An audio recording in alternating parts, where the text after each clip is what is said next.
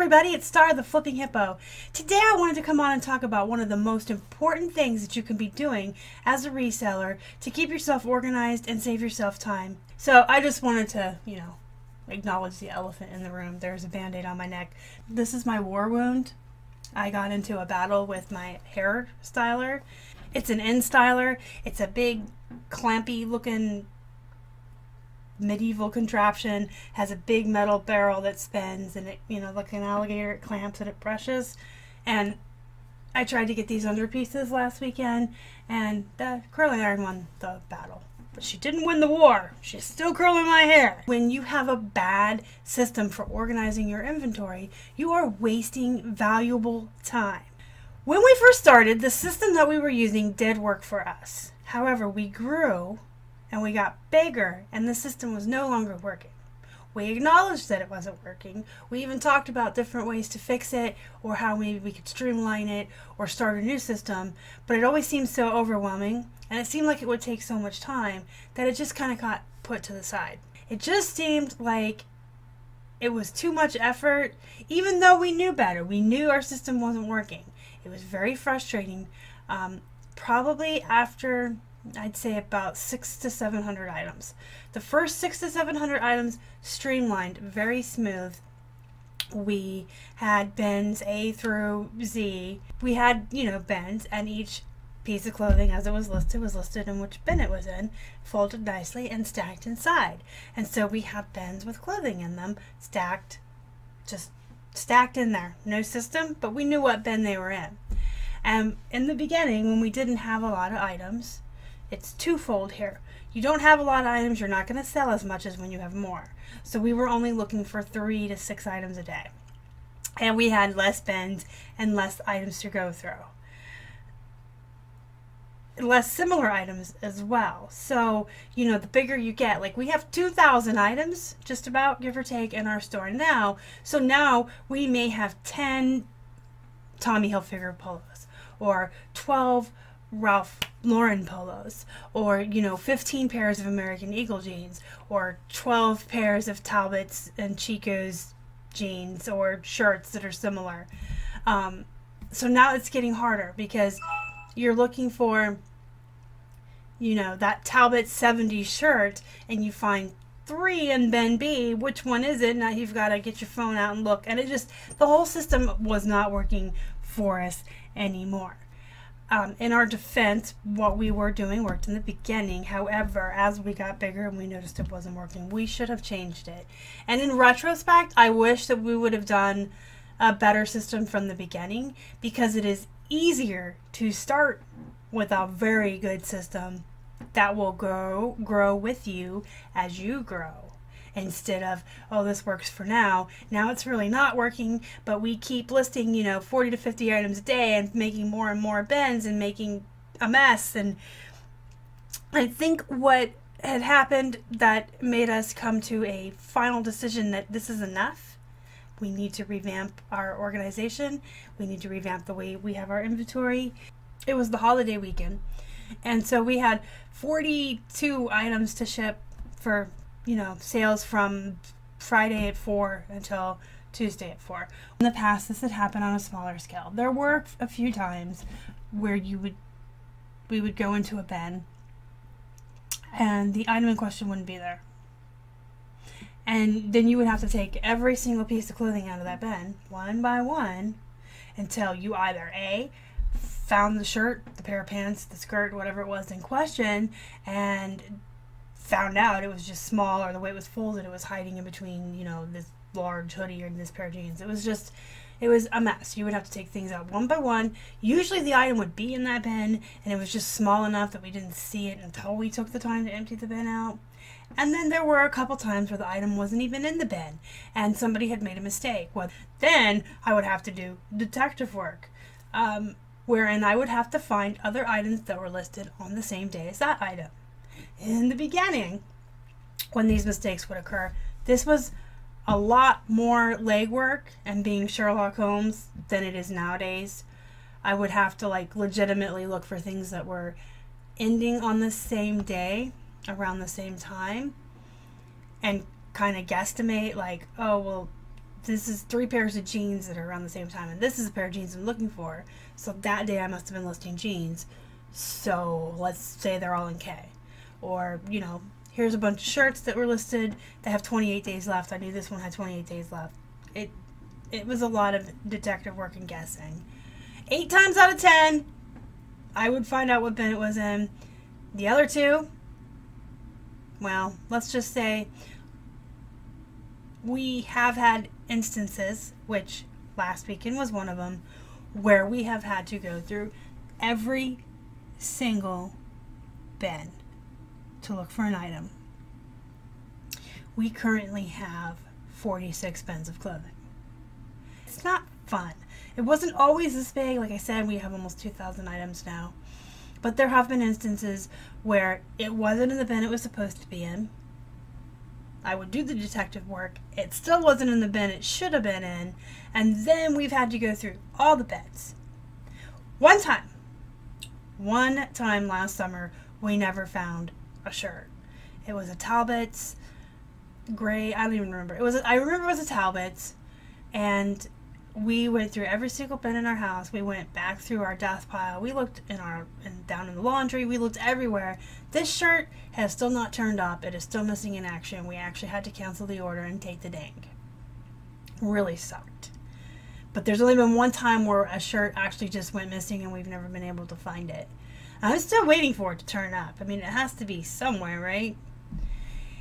And then most times by the time you've gone through all the bins, you find the stuff. I'm kind of embarrassed to admit this has happened at least 3 or 4 times. So, Martin Luther King weekend, the holiday weekend, we had 4 items we couldn't find. 4 items out of the 42. 4 items out of the 42 that were not in the bin they were supposed to be in. Look, I'm still like, rawr, I'm still stressing out about this. It was awful.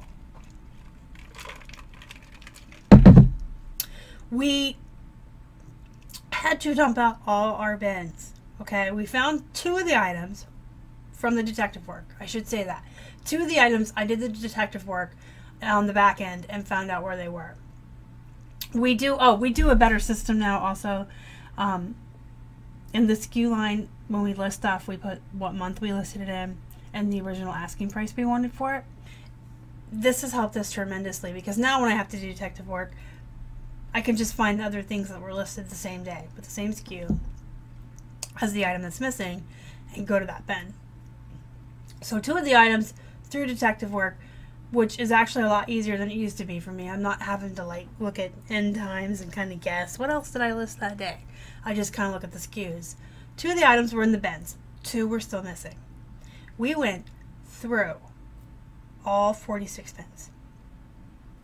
Keith and I legitimately dug through and took out piece by piece. I will tell you where we ended up finding them, and you're gonna laugh. One was a pair of pants. It was a Michael Kors corduroy pants. About a month ago, we had a buyer send us a question about these pants, and I took them out to, I don't remember if she wanted a measurement or close-up of the material. So somehow, when they got taken out, and then her question was answered, they got put away in our death pile. So after looking through 26 bins, I thought to myself, I don't want another ding. We can't afford another ding. We like our top rated seller status. It's not something we really relish losing for having to cancel orders. So I kind of thought for a minute and I thought, you know, I do remember taking them out to answer a question, and this is a long shot, but if it's not in any of the 26 bins, I don't know what to tell you. So I went over to our table where we keep stuff that's ready to list, and I went through the stack of pants, and there they were. And then the second item we couldn't find was a Talbot's kids blazer, and we do have a little like portable closet thingy that we hang up suits, blazers, and really nice shirts. Like our Robert Graham shirts we hang up. We don't cram in a bin. It was in there. And we had gone through that 4 times. But the blazer was so tiny. It was like stuck in between things. But the mistake was, in the listing there was no location. So whereas on most of my blazers and coats and things, I'll put somewhere in the listing something that lets me know I hung it up in this portable closet. The Talbots had nothing on it, so we weren't sure if I hung it up or stuck it in a bin. Either way, at the end of the day, we found all 4 of the missing items. But I was at my wit's end. Keith was at his wit's end. We were like, this cannot keep happening. We, in retrospect, should have, from the very beginning, done a way better system. Or, at the very least, when we got enough listings and grew enough that we noticed it was starting to become a problem. And we noticed at least once a month I was doing detective work to find an item. Something was misplaced. That we needed to revamp. So, we decided that we were going to completely redo our system. And what we're doing now is something I'm sure many of you have seen other resellers doing. Our new system is everything goes in a bin with a location within the bin, and it's all prepackaged in polys. So basically, I take a photo, I take the item off the mannequin, I fold it, slide it into a poly, put it on the scale, the weight machine. I always want to call it the weight machine, like it's this fancy, it's a scale. Put it on the scale, and put its little tag on it, and take a photo. So then when I'm listing, I have a photograph that shows the weight of that item and its location. So these are items that have already been organized and were pulled because they were sold. And we're keeping them in this cute cow. He still got his price tag on him. We found him when we were out thrifting. And I just love him. I think he's so cute, but I didn't know what to use him for. He held our mail for a while. He held kitchen utensils for a while, but now he holds our tags. So, like D7. So I would take the pictures of on the mannequin, fold the shirt, slide it in a poly, put that on top of the scale, lay this right on top of it. So when I get the photograph, I'm grabbing the D7 and the weight right here. And then when I'm listing, I could put that location in and the weight. It kind of helps keeps things organized. And then as we sell them, we pull these off and we put them in the cow. And so every time a location is freed up, a new item is put in there. So we're constantly using our space better too. Whereas the old system, we didn't really put stuff back in bins. We just kept making new bins and putting stuff in there. And then if we noticed when we were pulling items for shipping, hey, this bin's like only half full, or this bin really is almost empty, I would pull those over here and kind of double check everything in the bin to make sure it was listed and take that time to go over that listing's title and photographs and kind of like tweak it a little. And then we would use that bin, we would refill it and throw it across the hall. The problem was, unless we actually noticed or took note or thought, hey, this bin's almost empty, this bin's only half full, and pulled it over here to do that, we just kept making more bins and filling them up. And meanwhile, bins were getting emptied out and we weren't utilizing our space. So we think this is going to be better because every time an item comes out, an item goes right back in that slot. As I'm going through all of the bins, initially we're not putting stuff back in these slots. We're just collecting these tags in the cow, and at the end, when I get all the way through B9 and everything is nice and organized, we're going to start using that system where we're just going to use the tags out of the cow and put stuff back into the slots where those items were. But initially, as I'm going through and trying to redo everything, it's very time consuming. We're not utilizing the take one out, put one back system yet. What I'm doing is I'm kind of taking one bin at a time and dumping it on a chair and going through each item, looking it up, making sure it's listed. I change the location, double check the weight, and then I look at the photos. I've been revamping a lot of titles and recomping a couple of things to make sure that I'm priced right. The plus side to this is there's been several times, actually probably like 10 times, where an hour or two or even overnight, an item that I just played with will sell. I've had items that have been sitting around 7 or 8 months. I go in to change the location for the new system, and then I tweak the title and I tweak the photos or tweak the price, and it sells. So in the week I've been working on this, I've had 10 really old items, probably a little more than 10, at least 10, that have sold within hours or overnight after me playing around with it. So that's the plus side. I am getting to go in and look at a lot of our older stuff and tweak the listing to help it sell. The other plus side is we have found, oh my gosh, have we found so many items that weren't even listed anymore. And I don't know how that happens. I don't understand it. A lot of people would say, oh, it's when you're doing, your unsolds, you're deleting them before you get them relisted. But that is absolutely impossible in our case, because we check the box at the top that checks everything. So if I have 100 unlisted, I check all 100. Sell similar. I play with the price. I usually drop it like 5%. Submit all 110 are listed. Then I go back in and delete all 110. I don't do anything one by one. It's all bulk. So I don't know how these items are ending up not being listed, but it has been a lot. I have made giant piles, at least twice. I've made giant piles until they were just huge. And I took the piles across the hall and reorganized them into our table, our desk pile. We have a desk pile table that we keep pretty organized so we can pull from it when we want to list. So I found a lot. I don't even know how it happens. I have this theory that there's these goblins that live inside eBay that jump around from store to store and unlist your items. The two positive things about redoing this so far have been older items I'm tweaking have sold, and we have discovered a lot of items that weren't listed that otherwise, I don't know, maybe they would have sat in bins forever and we wouldn't have known. I mean, they're not selling if they're not listed. So we did discover those, and we were able to get a lot of that back up in the store, rephotographed and relisted. In the long run, the plus side is going to be less time looking for items for shipping. So instead of spending an hour and a half digging frantically or having to go in the back end and do that Sherlock Holmes legwork and be a detective every day and losing all this time, we are legitimately going to have exact locations, go in the bin, shuffle through, find D10, find E11, pull it out, bring it over here. It's already packaged. It's ready to go. We're not wasting any more time. Is this going to be perfect? No, nothing is perfect. This is still better than our old system, so there's going to be a lot less instances of mistakes. There may be mistakes in this, especially in the beginning, but I really feel like our old system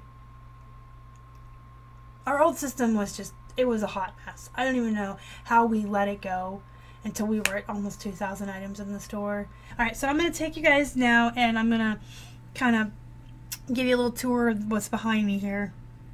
This mess I'm working on. And I'll probably take you across the hall and show you our storage room, which used to be called the serial killer room. This is the eBay room / office where all of the magic happens. Piles of clothes everywhere. It's where we take our photos. That is where I sit and list and make videos. And the light's on. Hello, light. Can you see Lola? There she is. Say hi to the camera, Lola. How rude of me. I showed you and introduced you to Lola. This is Milo and Velvetina. And yes, I have named all of my mannequins. This is the pile of clothes I'm working on now. They came out of M. And some of the packages I've already wrapped up. And these bins. Let's go across the hall here. Are you guys ready? I'm gonna take you into the serial killer room. Woo! Now I should probably actually make a video one day on why the room is called that, because that's a little creepy. Y'all think we're just weirdos now, right? Alright, this room is an unfinished room in our attic of an old Victorian house. It is not a pretty room, and it is also horribly cluttered right now as we're trying to redo our system. It's a mess, you guys, and you're going to see exactly why we have to redo our entire room, our entire system. We even need to, look at this, we need to redo how we keep our boxes and stuff. This thing right here is the little closet I told you all about. You can see, you know, we have some clothes in there and some suits. A Robert Graham. pants. But we like this because it does zip up. So the clothes are inside, zipped up. They can hang. Clothes that shouldn't be folded or stored in bins can hang nicely, and then they're protected once they're all zipped in. This is where we started organizing our bins in the beginning. And that's Thor. That was our first guy mannequin. And he kind of hangs out in here now that we have Milo. So we started over here, and you know, as we grew, we made more and more bins, and then we grew even more, and we had to put bins over here. And they're like not even in stacks anymore. They're not even organized anymore at all in any sense of the word. I think after that weekend where we couldn't find the 4 items and we ended up having to go through every bin in here, we just kind of gave up any semblance of trying to be organized. We just basically said, screw it, everything is everywhere, and, you know, we're going to redo it. So we've given up. We've given up. So hopefully we get through the bins soon and get them all reorganized so we can get other things in this room organized better. This is the table I keep referring to. We take items off of here to wash and list. So the moral of the story is, if you are a new reseller and you are just getting started, start a very good organization system from the beginning and stick with it. If you're relatively new and you only have a few items in your inventory, it's early enough for you to do a better organizational system if you need to now while you don't have as many items. You don't want to wait until you have 46 bins full of clothing and almost 2,000 items in your store before you decide, I need to redo my organizational system. It has definitely been consuming a lot of our time. I just have to look at the positives. We're selling older stuff as I tweak the listings, and we're finding those listings the goblins ate and getting those items back up in the store, which means more sales for us. Long-term positive. Great new system.